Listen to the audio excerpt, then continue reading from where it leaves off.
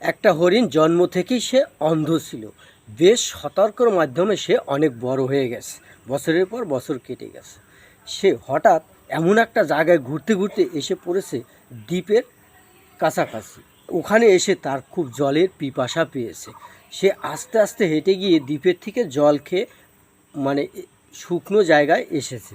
জল খেয়ে এসেছে, তখন দেখে সুন্দর ঘাস রয়েছে ওখানে। তার ও মনে করেছে তাই এখান থেকে ঘাসও খেয়ে নেই। তাহলে ঘাস খাচ্ছে। এখন তার জীবন নিশ্চয়তার জন্য যে হিংস্র জীবজন্তু বা মানুষ তাকে যাতে শিকার না করতে পারে, সেই জন্য সে কী করেছে, তার ডান চোখটা ভালো আছে, তার ডান দিকটা হচ্ছে স্থল, ওই স্থল দিকটা হচ্ছে ডান সাইডে রেখে তারপরে সে খাবার খাচ্ছে। আর মনে করতেছে যে নদীর দিক থেকে এসে কেউ আমাকে শিকার করতে পারবে না, এটা সে নিশ্চিত। কিন্তু তার দেখেন এমনই ভাগ্য যে কি করেছে, ওই নদীতে হঠাৎ করে নৌকায় করে শিকারি এসে তাকে তীরে বিদ্ধ করেছে। এখন ওই ওই হরিণ কি করেছে, যে এক মুহূর্ত এজন্য অনুশোচনা করেনি যে আমার বুকে তীর বেঁধেছে, কারণ সে জানে যে নদীর থেকে কখনো কেউ এসে তাকে মারতে পারবে না।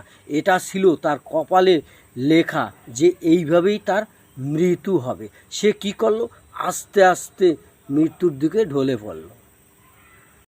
একটা হরিণ জন্ম থেকেই সে অন্ধ ছিল। বেশ সতর্কর মাধ্যমে সে অনেক বড় হয়ে গেছে। বছরের পর বছর কেটে গেছে। সে হঠাৎ এমন একটা জায়গায় ঘুরতে ঘুরতে এসে পড়েছে দ্বীপের কাছাকাছি। ওখানে এসে তার খুব জলের পিপাসা পেয়েছে।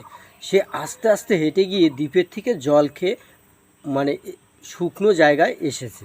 জল খেয়ে এসেছে, তখন দেখে সুন্দর ঘাস রয়েছে ওখানে। তার ও মনে করেছে তাই এখান থেকে ঘাসও খেয়ে নেই।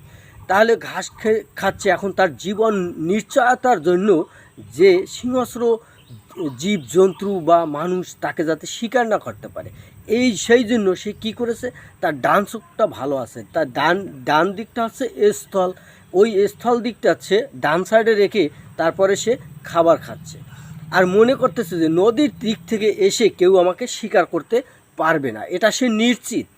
কিন্তু তার দেখেন এমনই ভাগ্য যে কি করেছে, ওই নদীতে হঠাৎ করে নৌকায় করে শিকারি এসে তাকে তীরে বিদ্ধ করেছে। এখন ওই ওই হরিণ কি করেছে, যে এক মুহূর্ত এজন্য অনুশোচনা করেনি যে আমার বুকে তীর বেঁধেছে, কারণ সে জানে যে নদীর থেকে কখনো কেউ এসে তাকে মারতে পারবে না। এটা ছিল তার কপালে লেখা যে এইভাবেই তার মৃত্যু হয়।